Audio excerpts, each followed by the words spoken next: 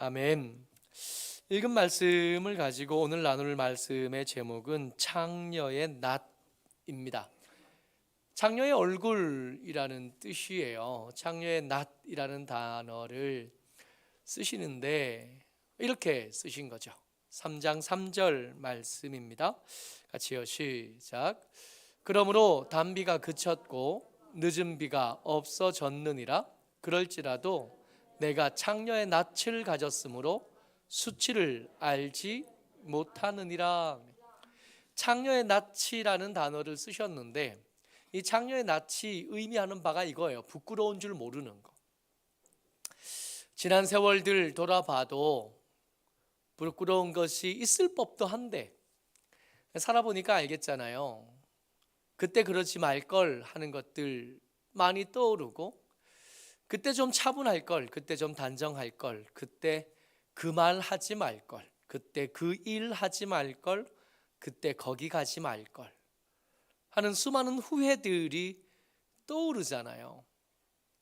근데 그 떠오르는 것들이 보통 우리에게 후회가 되고 부끄러움이 되고 또 다시 반복하지 않았으면 좋겠는 삶의, 앞으로 남은 삶의 과제가 되는 것이 보통일 텐데, 이 창녀의 낯을 가진 사람은 그렇지 않대요. 창녀의 낯을 가진 사람은 그 일들을 돌아보면서 이 정도면 괜찮지, 잘 살았지. 근데 우리가 2장에 어떤 말씀을 읽었었냐 하면, 하나님께서 보낸 수많은 선지자들이 이들 창녀의 낯을 가진 사람들에게 찾아갔다가 죽었던 이야기를 2장에서 읽고 3장에 도착을 한 거거든요. 하나님께서 그들의 더러운 삶을 경고하셨고, 그들의 길의 악함을 말씀하셨고, 그들의 행함의 잔인함과 형포함을 여러 번 말씀하셨는데도 그 지나온 더러운 것과 잔인한 것들에 대한 후회가 하나도 없는 거예요. 괜찮다는 거예요. 그러니까 이들이 이렇게 창녀의 낯을 가질 수 있었던 데는 나름대로의 몇 가지의 근거가 있습니다. 그 근거가 2장 35절에 등장해요. 2장 35절 말씀 같이 읽습니다. 시작. 그러나 너는 말하기를 나는 무죄하니 그의 진노가 참으로 내게서 떠났다 하거니와. 안 넘어가요. 네. 보라, 내 말이 나는 죄를 범하지 아니하였다 하였으므로 내가 너를 심판하리라. 이들이 나는 죄가 없습니다, 나는 무죄합니다, 나는 깨끗합니다 라고 말하는 근거가 뭐냐면 하나님의 심판이 떠났다는 거예요. 하나님의 심판이, 하나님의 진노가 내가 떠나갔다는 겁니다. 뭘 근거로 하냐면 히스기야 왕 때에 북이스라엘을 멸망시켰던 아수르 군대가 쳐들어 내려왔을 때, 그때 그 위기, 당연히 다 없어질 것 같았던 그 위기를 잘 넘어왔다는 거예요. 재앙이 떠났어요. 재앙이 떠났으니까 그러면 죽은 사람들 많은데 아직 내가 살아남은 것을 보니 이제 나는 이제 이전에 있었던 그 더러운 것과 잔인한 것과 부끄러운 것들은 지나간 거 아니냐, 어제 하루를 무사히 지나온 거 아니냐, 어제 하루를 잘 지났으면 이것은 주의 진노가 내게서 지나간 거고 떠나간 거다. 그럼 괜찮은 거네. 이들이 창녀의 낯을 가질 수 있었던 가장 중요한 근거는 뭐냐면 어제 아무 일도 없었다는 겁니다. 지난 해를 돌아보니까 내가 삶이, 내가 달아봐도 그렇게 하나님 앞에 반듯한 삶이거나 하나님 앞에 칭찬받을 만한 삶은 못 됐지만, 그게 아니라는 것은 알지만 적어도 그때 그해 여름의 바람이 그렇게 심하게 불 때 내가 날아가지 않았다. 그때 그 경제가 그렇게 참혹할 때 내가 쓸려가지 않았다. 그걸 보면 나는 괜찮은 거 아니냐, 나는 죄가 없는 거 아니겠나. 하나님께서 봐주신 건데, 하나님께서 봐주신 거면 이 정도면 괜찮지 뭘 더 바라나 하는 생각이 그들 가운데 있는 겁니다. 여러분 잘 생각하고 새겨 들으셔야 되는데, 여러분 우리의 삶이 어제처럼 오늘도 유지되었다고 해서 우리가 범한 죄가 그냥 없어졌다거나 우리가 함부로 산 기억들이 사라졌다거나 하나님께서 그것을 보지 못하셨다거나 하나님께서 그것을 괜찮다고 말씀하신 것은 아닐 수도 있습니다. 아닐 가능성이 훨씬 더 많습니다. 괜찮다고 해서 괜찮은 거 아니라고. 남들이 다 쓰러져 넘어졌던 그 위기 속에서 내가 살아남았으니 내가 저 사람들보다 더 옳다, 아닐 수 있습니다. 더 많은 믿음의 사람들이 그 부끄러운 시대를 무사히 살아남은 것에 대해서 비참해했고, 그 비참해하던 것이 오히려 믿음에 훨씬 더 가깝습니다. 윤동주 시인이 알면 알수록 참 대단한 믿음의 사람인데, 이 사람이 쓴 시에 이런 귀절이 등장을 해요. 세상은 이렇게 참혹하고 일제는 이렇게 기세등등한데 그 19절 중에 하나가 나는 시를 너무 쉽게 쓴다. 그래도 되는 걸까? 나는 오늘을 너무 쉽게 살아간다. 수많은 믿음의 사람들이 저렇게 고통당하고 있는데 나는 너무 쉽게 하루를 지났다.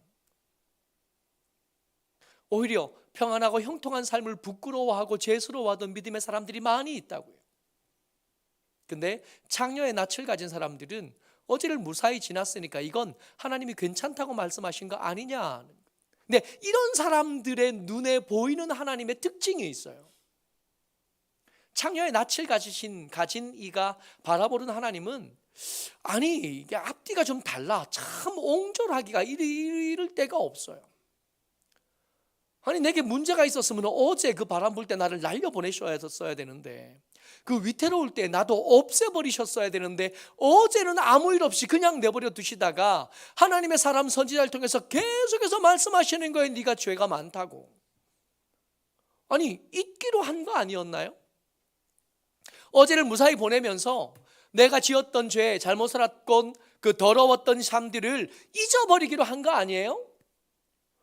근데 하나님의 사람들 선지자한테 찾아와서 끊임없이 말하는 거예요. 그래서 그렇게 말하는 선지자가 싫어서 죽이기도 했는데 또 찾아온 겁니다. 그래서 그 찾아온 선지자를 통하여 이 창녀의 낯을 가진 자들의 넋두리예요. 3장 4절 5절 말씀입니다. 같이요, 시작. 내가 이제부터 내게 부르짖기를 나의 아버지여, 아버지는 나의 청년 시절의 보호자이시오니 노여움이 한없이 계속하시겠으며 끝까지 품으시겠나이까 하지 아니하겠나냐. 보라, 내가 이같이 말하여도 악을 행하여 내 욕심을 이루었느니라 하시느니라. 이 사람들은 뭐라 그러냐면, 하나님 언제까지 계속 노여워하실 겁니까? 선지자들이 자주 찾아오는데 그 선지자들이 내가 하루를 평안히 보냈음에도 불구하고 계속 내게 죄가 있다고 합니다. 없다고 하기로 한 거면 또 잊어버리기도 하셔야 되는데 이 하나님은 도무지 이게 한번 품었던 그 옹졸한 마음을 풀 줄을 모르는 거예요. 적당히 헌금 좀 하고 적당히 기도 좀 했으면 잊어버리기도 해야지. 선지자들이 찾아올 때마다 죄가 있대. 그래서 예수 안 믿는 사람들이 교회에 오면 그런 얘기들 가끔씩 하는 거예요. 예수 믿는 사람들은 뭔 죄가 그렇게 많길래 교회 올 때마다 그렇게 울어? 뭔 짓을 하고 사는 거예요?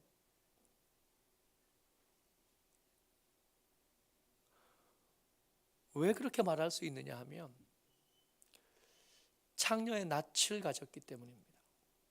자기가 살았던 삶이 얼마나 부끄러운 줄 모르고 자기가 지었던 죄가 얼마나 치명적인지 몰라요. 몇 푼 내면 간단하게 씻어질 수 있는 건 줄 아는 거예요. 근데 요거요, 그냥 기도 좀 하고 좀 울고 하면 씻어질 수 있겠다고 생각하는 그거, 가만히 들여다보니까 이거 우리한테도 있는 거예요. 믿음 좀 있다고 하는 사람들 사이에서 우리의 지나온 삶의 흔적들에 대해서 꽤 많이, 꽤 심각하게 무책임한 것을 봅니다. 예수 그리스도의 십자가가 그 정도의 권능이 있다는 건 알지만 우리가 함부로 살았던 시간들, 그 시간 주변에 살았던 사람들 가슴 속에 있는 상처는 그렇게 쉽게 지워지지 않거든요. 하나님과의 문제가 해결됐다고 해서 그 이웃과의 문제도 다 해결된 거 아닐 가능성이 굉장히 많거든요. 창녀의 낯이란 소리를 듣기 싫으면 어떻게 해야 되냐 하면 끝까지 부족한 줄 알고, 끝까지 모자란 줄 알고, 끝까지 미안한 줄 알고 그렇게 살아야 될 텐데, 가끔씩 우리가 이 벗어 내팽겨쳐야 될 창녀의 낯, 그 가면을 뒤집었을 때가 있어요. 잊어버린 것처럼, 마치 아무 일도 없었던 것처럼 그렇게 살 때가 있는 거죠. 이렇게 예레미야와 하나님께서 이런 대화를 나누고 계실 때쯤이면 북이스라엘이 멸망하고도 한 100년쯤 더 지난 다음에요. 북이스라엘이 멸망하고 한 100년쯤 지났으니까 그 주변에 있었던 일들 다 지켜보고 역사로 기록된 다음이거든요. 항상 이게 재난 혹은 재앙이 스쳐 지나가고 나면 언제나 들리는, 뉴스를 통해서 반복적으로 들리는 단어가 이거예요. 안전불감증이에요. 이 비슷한 사고가 옛날에도 있었다는 겁니다. 이 비슷한 예가 그전에도 있었는데, 그때 그 사고가 있을 때 이 문제를 당하지 않으려면 미리 좀 이것저것들을 해야 된다고 수없이 말했지만 똑같은 상황이 벌어지니까 또 똑같은 사고와 똑같은 피해를 반복하더라는 거예요. 그래서 안전불감증이라는 거예요. 하나님께서 예레미야가 말씀하시는데, 사실은 너희들이 나를 옹졸하다 하지만 사실은 너희들이 지금의 삶을 청산할 만한 기회와 청산해야 되겠다는 감동을 줄 만한 일들은 얼마든지 있었다는 거예요. 100년 전에 그 북이스라엘이 망할 때 그들이 어떻게 망해갔는지, 어떻게 그들이 얼마나 잔인한 일들을 당했었는지 너희들이 지켜보지 않았느냐는 겁니다. 3장 8절 말씀이요. 같이 읽습니다. 시작. 내게 배역한 이스라엘이 간음을 행하였으므로 내가 그를 내쫓고 그에게 이혼서까지 주었으되 그의 반역한 자매 유다가 두려워하지 아니하고 자기도 가서 행음함을 내가 보았노라. 북이스라엘이 멸망할 때, 그 멸망할 때쯤 하나님의 사람들이 그 속에 가서 너희들의 삶이 잘못됐다고 바꾸자고, 누가요? 엘리야가 말하고 엘리사가 말하고 그 가장 위대하다고 여겨지던 그 선지자들이 거기 찾아가서 이대로 살다가는 망한다고, 그러니까 삶을 좀 바꿔야 된다고, 바알하게 행하던 너희들의 마음을 옮겨서 다시 너희들의 아버지, 너희들의 하나님에게로 돌아와야 된다고, 그냥 잘 안 들으니까 치명적인 가뭄을 주고도 말씀하시고, 마른 하늘에서 불이 떨어지게 하셔서 듣게 하시려고 애를 쓰시고, 무슨 수를 써도 안 들었던 거예요.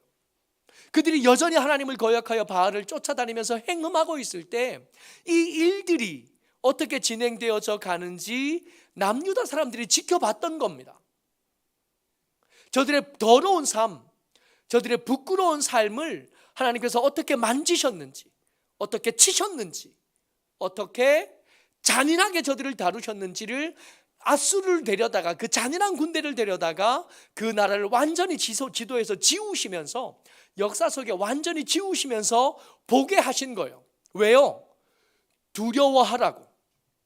너희들이 가고 있는 삶, 너희들이 살고 있는 삶이 얼마나 치명적인 결말을 가지고 오는지 똑똑히 좀 보라고. 그 길로 가면 죽는다고. 풍요를 따라가는, 바알을 따르는 삶을 따라가면 안 된다고. 하나님이 주무시는 게 아니라고. 하나님이 괜히 말씀만 하시는 게 아니라 실제로 당신이 말씀하셨던 재난과 재앙을 가지고 오신다고. 그걸 어느 정도까지 봤냐 하면 성벽 밑에까지 다가온 아수르 군대를 보여주시면서까지 본 거예요. 그럼 이걸 보여주면 원래 기획의 의도대로라면 이래야 되는 거예요. 와, 하나님을 떠나 사는 게 이 정도로 무섭구나. 하나님의 백성인 내가 하나님을 떠나서 세상의 풍요에 물들어서 거기에 눈 감고 따라가며 살게 되면 이 정도까지 치명적이게 되는구나. 들리는 소문에 의하면 성 안에 갇혀 살던 사마리아의 어떤 엄마들은 지 새끼들 잡아먹었다더라. 그렇게 잔인하고 그렇게 치명적인 일들이 일어난다더라. 잔인한 어떤 엄마가 아니라 자애로운 부모였고, 자애로운 어미가 지 새끼 삶아 먹었더라 한 소리를 이 사람들이 들었다고요. 그랬으면 저렇게 살면 안 되나 보다 해야 되는데, 오히려 이렇게 듣는 게 아니라 그들의 불행을 듣고 두려워한 게 아니라 그의 반역한 자매 유다가 두려워하지 아니하고 자기도 가서 행음함을 내가 봐.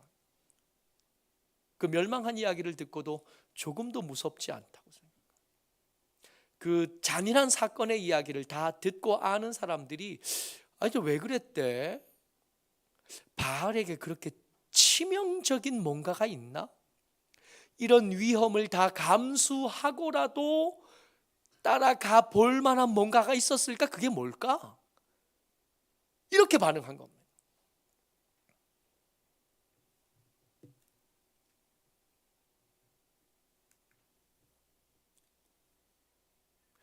이미 이쯤 되면 북이스라엘에게 그렇게 잔인한 군대를 데리고 오셔서 그들을 지우도에 지우셨던 하나님은, 공의와 정의의 하나님은 어떻게 하셔야 되냐 하면 이 남유다도 이 예루살렘도 똑같이 다루셔야 돼요. 근데 똑같이 다루셔야 될 그 하나님이 이걸 지금 100년이나 계속 미루고 있는 겁니다. 우리가 아무 일 없이 지냈던 어제는 어떻게 지나간 거냐 하면 북이스라엘을 다루셨던 그 잔인한 군대를 데려오기를 미루어서 생겨난 하루, 안전했고 괜찮은 하루가 아니라 하나님의 재앙과 재난을 가지고 왔어야 될 어제를 하나님께서 어금니 꽉 다물고 하루를 더 참아주신 거예요. 한 해를 더 참아주신 거예요. 한 해를 더 참고 하루를 더 참으면서 만들어준 하루였던 거예요. 그야말로 천근 같은 하루를 이 창녀의 낯을 가진 놈들이 어떻게 살았냐 하면, 이 정도면 내가 괜찮게 살았나 보다, 하나님의 진노는 나를 떠났나 보다 하고 지냈던 거예요. 여호와 하나님께서 이 이야기를 나누시는 중에 문득 떠올리신 겁니다. 그때 북이스라엘에서 다 쫓겨가고 남은 사람들 몇이 남았는데 지금 놓고 보니까 없어진 북이스라엘, 아직도 남아있는 남유다, 저울에 달아보면 다 그놈인 거예요. 특별히 북이스라엘에 더 잔인한 벌, 더 무거운 벌을 내릴 이유가 사실 없었다는 겁니다. 그래서 그 남아있는 사람들이 생각이 났어요. 그래서 하나님께서 그 사람들에게 예레미야를 보내시면서 하신 말씀입니다. 우리가 이 말씀을 들으면서 기억해야 될 거, 이미 정해진 운명도 어쩌면 바꿀 수 있겠구나. 하나님께서 그 남은 사람들을 환대하시겠다는 이야기를 예레미야와 나누시는 겁니다. 어쩌면 유다 사람들이 이걸 들었으면 좋았을 텐데 귀를 닫고 있으니 안 들렸을 말씀이에요. 12절 말씀입니다. 같이 읽어요. 시작. 너는 가서 북을 향하여 이 말을 선포하여 이르라. 여호와께서 이르시되 배역한 이스라엘아 돌아오라. 나의 노한 얼굴을 너희에게로 향하지 아니하리라. 나는 긍휼이 있는 자라. 마치 하나님께서 그 백성들의 그 말도 안 되는 창녀의 낯을 가진 자들의 그 뻔뻔한 기도를 들으신 것처럼 북이스라엘 사람들에게 말씀하신 겁니다. 뭐라고 말씀하시냐면, 나는 너희들이 생각하는 것처럼 그렇게 옹졸한 하나님이 아니라는 거예요. 내게는 여전히 긍휼이 남아있고, 그 긍휼이 남아있는 것의 증거가 뭐냐 하면 저 창녀의 낯을 가졌음에도 불구하고 평안히 보낸 어제가 그 증거인데, 남아있는 너희들에게 내가 다시 한번 기회를 줄 테니까 돌아오지 않으려느냐 하고 예레미야를 그 북쪽으로 보내신 겁니다. 그냥 아무것도 남아있는 게 없잖아요. 정말로 북이스라엘은 지도에서 사라졌거든요. 우리가 디아스포라 그러고 흩어진 유대인들, 흩어진 이스라엘 사람들 이야기를 하는데, 여러분 그 흩어진 이스라엘 사람들, 그 디아스포라 중에는 북이스라엘 사람은 없습니다. 남유다가 멸망했을 때는 그 중에 믿음의 사람들을 하나님께서 멀리 보내셔서 거기서 따로 공동체를 만드셨지만, 북이스라엘 사람들 중에는 사라졌어요. 그들의 인종은 없어져 버렸습니다. 아수리에 끌려갔던 사람들 중에 디아스포라, 믿음을 지켰던 사람은 한 사람도 없었어요. 그들은 정말로 역사에서 사라진 겁니다.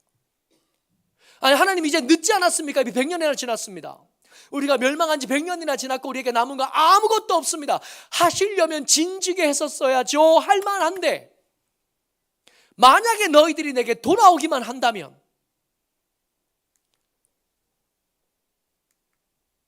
14절 말씀이요. 읽어요. 시작. 여호와의 말씀이니라. 배역한 자식들아, 돌아오라. 나는 너희의 남편임이라.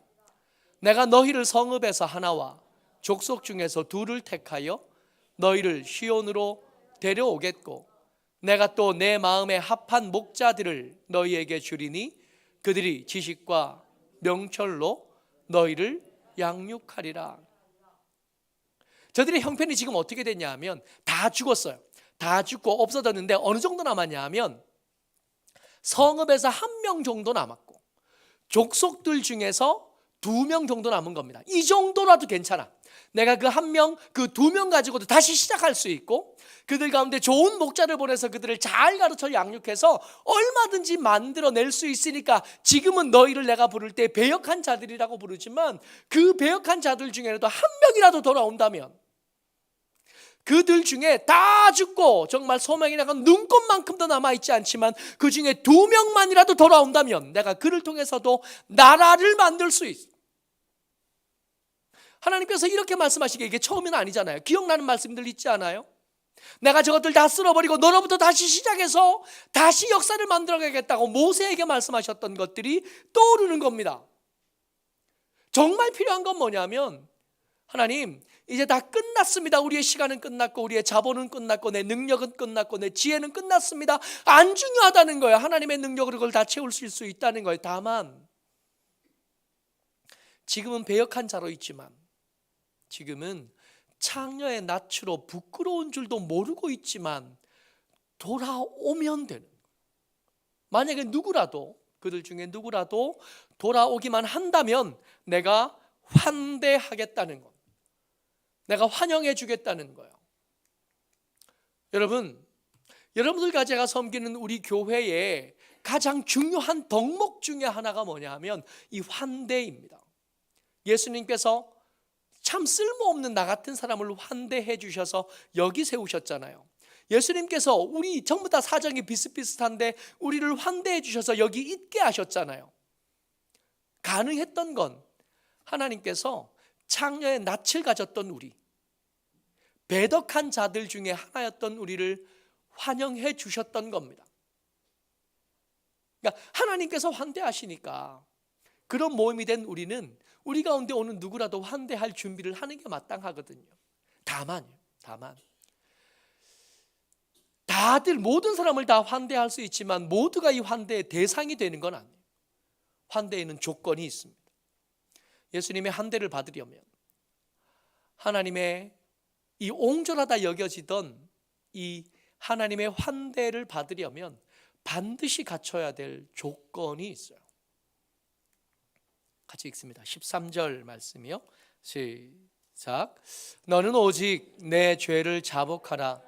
이는 내 하나님 여호와를 배반하고 내 길로 달려 이방인들에게로 나아가 모든 푸른 나무 아래로 가서 내 목소리를 듣지 아니하였음이라. 여호와의 말씀이니라. 조건이 뭐냐 하면 돈을 좀 가져와라는 물론 아니에요. 세상에서 가졌던 지식이나 권력이나 힘이나 뭐 그런 것 좀 가져와라, 그런 거 아니. 아무것도 없었잖아요. 성읍에 1명, 족속 중에 2명 남은 거요. 그 사람들한테 남은 거 아무것도 없어요. 그럼에도 불구하고 그들을 환대하겠다고 말씀하신 하나님께서 요구하신 조건은 한 가지입니다. 제발 그 나는 괜찮습니다, 나는 부끄럽지 않습니다 하던 그 창녀의 낯짝 그거 좀 벗어라. 부끄러운 줄 알라. 남편에게 돌아가서 자기를 남편이라고 소개하시는 그 하나님에게 가서 죄를 자복하라는 거예요. 네가 이 환대를 받을 자격이 없었다는 걸 인정하라는 거예요. 내가 아무것도 아니었다고, 내가 지은 죄는 사소하고 별것 아니었다고 말하던 그 낯뜨거움, 그 수치를 모르는 그거 제발 좀 그것 좀 내려놓으라. 어떤 사람도 다 하나님의 환대를 받을 수 있지만 나는 잘못한 게 없습니다라고 말하는 사람은 환대받지 못합니다. 그렇게 말해버리면 예수님이 십자가에 지신 게 정신 나간 짓이 돼버리잖아요. 예수님 왜 그러셨대? 왜 십자가를 지셨대? 왜 적당히 타일러도 내가 알아들을 텐데. 그게 돼버리는 거예요. 여러분들과 제가 예수님의 환대, 하나님의 환대를 받으려면 적어도 우리는 나 부족한 줄은 알아야 되고, 내가 이 환대에 합당한 사람이 아니라는 것 정도는 알아야 돼요. 이것만 알면 사실은 그 다음은 얼마든지 괜찮아요. 우리를 가르칠 목자를 준비해 주실 거고, 우리를 잘 가르쳐서 성읍 중에 한 명, 족속 중에 두 명이라고 해도 그 두 명, 그 한 사람을 통해서 하나님은 당신의 일을 얼마든지 이루어 가실 수 있다고 말씀하십니다.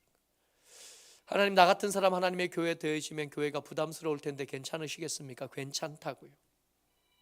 내가 아직 담배도 못 끊고 술도 못 끊고 이것저것 나쁜 습관들이 여전히 내 속에 있는데 이대로 괜찮겠습니까? 괜찮다고요. 다만 부끄러운 줄은 알아요. 다만 모자란 줄은 알고 그 부끄러움과 모자람을 예수님께서 십자가에서 채우신 것에 대한 감격은 있어야 됩니다. 모쪼록 저와 여러분들이 더 뻗대지 말고, 뒤에 있지 말고, 물러서 있지 말고, 우리를 환영하시고 환대하시는 예수님의 그 환대 안으로 한 걸음 더 가까이 나오는 하나님의 사람들 다 되시기를 주의 이름으로 축복합니다. 아멘.